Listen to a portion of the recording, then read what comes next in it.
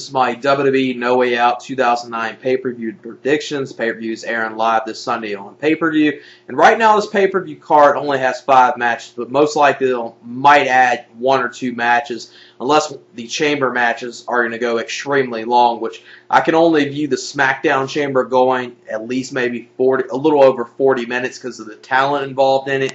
You could drag it out for that time, but as far as the Raw chamber, I highly doubt you can drag that over 30 minutes and not hurt the quality of the match. I think you're going to have to keep that between 25 minutes to 30 minutes, maybe even 25 minutes at the longest, because the talent in there I don't think is really worthy of being in that match, other than, you know, a few other people in there, and that's not that many other than, you know, John Cena and Chris Jericho. And they might add the women's title match on here, but right now they got the women's title defense between Melina and Beth Phoenix. For some reason, instead of putting it on the pay-per-view, they're going to have it the night following on Monday Night Raw, which doesn't make any sense. It'll make more sense putting it on the pay-per-view and give it, you know, 10 to 12 minutes and actually let them go out there and perform in the ring. But I guess they'll just stick it on Raw, have it be a probably 3-4 minute very short match. It's unfortunate because I think WWE gives some of the women more time, especially Beth Phoenix and Melina. They can put on some excellent match. They just need to be showcased a little better and give more time. But the first match will be Jack Swagger versus Finlay for the ECW Championship. And, you know, this is a no-brainer. Jack Swagger is going to retain the ECW Championship. I don't think they'll do anything with Christian Cage coming out here, getting involved, or they'll probably do something where it'll look like Hornswoggle is going to help Finlay win this match. Then Jack Swagger will retain the ECW title using some cheap tactic to retain the ECW Championship. Then the next matchup will be the all-for-nothing match between Shawn Michaels versus JBL. And the stipulations of this match go: if Shawn Michaels loses this match to JBL, JBL owns the likenesses of Shawn Michaels forever and pretty much takes over his whole entire career.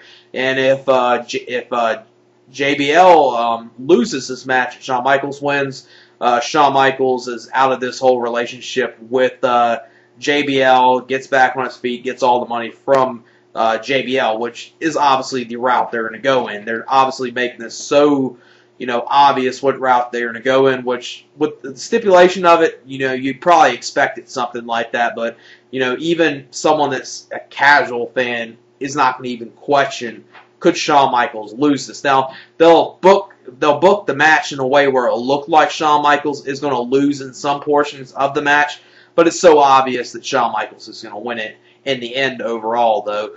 So Shawn Michaels will win that match, undoubtedly. Then the next matchup will be Shane McMahon versus Randy Orton in a no-holds-barred match.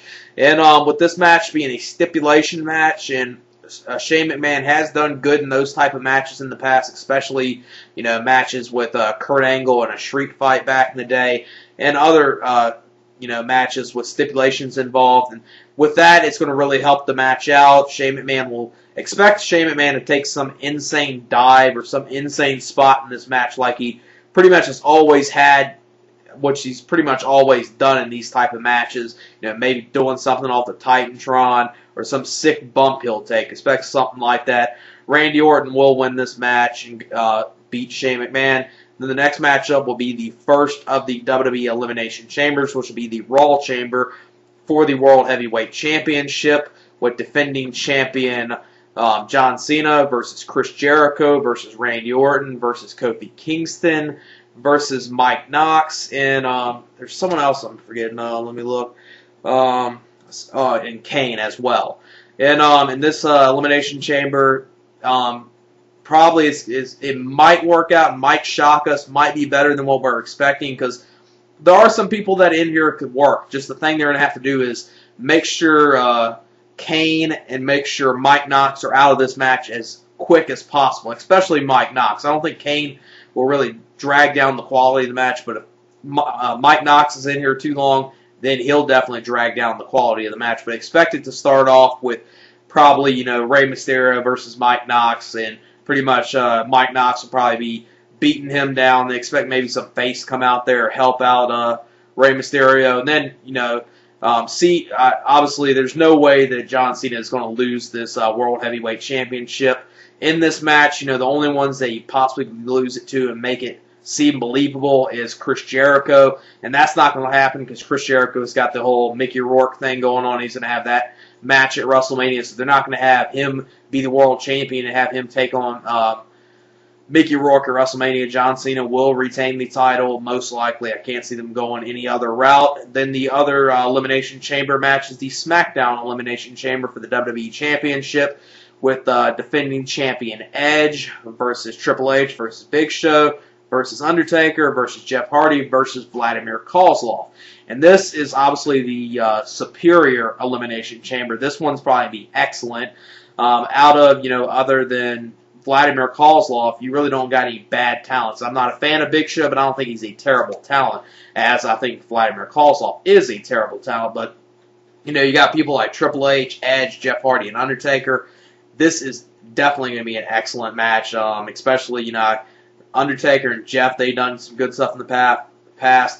Triple H and Jeff has as well. Then, Edge can pretty much work with anyone in this match. So expect this to be pretty good. Who do I see them maybe starting off with?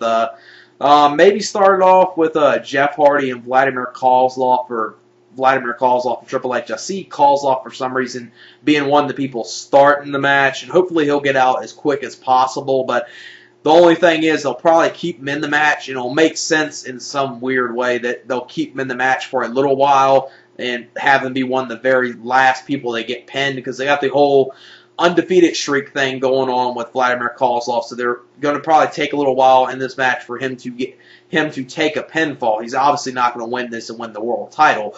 I don't think WWE is that crazy, and I don't think they would do that at all anyway.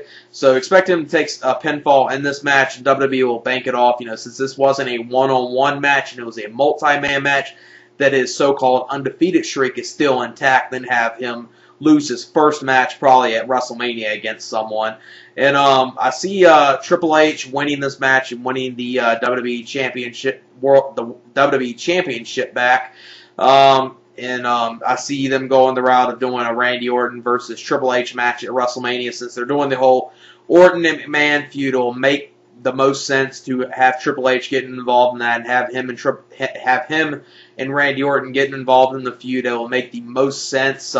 Even though I would much rather see a Randy Orton versus John Cena match at WrestleMania, because we have seen, we have seen Randy Orton and John Cena in the past, but I think, they haven't got the, proper build or anything that they need for an excellent match. SummerSlam match they had was great, but I think, having them on the biggest card of the year and the biggest WWE pay-per-view of the year, I think they will pull out all the stops and have an excellent match, or they will have one. But I see them going the route of Triple H winning the Elimination Chamber, winning the WWE Championship, and then going on and facing Randy Orton at WrestleMania. But if they go that route, I would think Randy Orton would go over, because it wouldn't make any sense Triple H going over Randy Orton in WrestleMania unless they're going to have Orton and him have, a very long summer feud, which I think their feud is one of those feuds that's, been done so much, and especially the last time they were feuding with each other, it was so many times they took on each other, it got really boring. So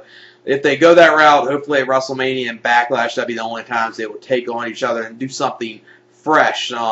I would much rather see, Edge and someone at WrestleMania in the title match, but I see them going that route. Then you got to ask yourself, what are they going to do with John Cena in that route? There's not that many things they could do. I mean, Chris Jericho is going to be involved with the Mickey Rourke thing. Maybe have Undertaker and him at WrestleMania, but then you got to think, are they going to have Undertaker yet again win a world title at WrestleMania? Are they going to do the unthinkable, have John Cena defeat him, which will definitely create a lot of, shock in the internet wrestling community. Probably not shock, it'll probably create a lot of people being pissed off, especially, guys like PS Power. God knows what priceless things. We'll see if that would happen. And that's my predictions for the No Way Out pay-per-views coming up this Sunday. Quick run through back into them. I see Jack Swagger retaining the ECW championship. I see Shawn Michaels obviously winning the All for Nothing match. Randy Orton going over in the No Holds Barred match. Triple H winning the Smackdown Elimination Chamber and becoming the new WWE Champion. And for the Raw Chamber, I see John Cena retaining the WWE Championship. And definitely it's going to be interesting after this pay-per-view what route they're going to go in for the title matches at WrestleMania. Right now, if they do go the route of Triple H winning the Chamber, it's obviously guaranteed they'll probably most likely go in the route of Orton and him at WrestleMania. But that's just a rumor that they might go in. Hopefully they stay with the the John Cena and Randy Orton match, because I think that would be the better match. I would love to see Randy Orton in. It'll definitely be okay if the title changes hands then, because Cena's had it for a little while. And unlike if they go the route of Triple H will beat Edge. Edge just beat Jeff Hardy. That title's been pretty much switched so much that neither title has really value to it, and they need to do something with those titles to make seem a little more valuable. But yet, like I said, that's my No Way Out 2009 pay-per-view predictions.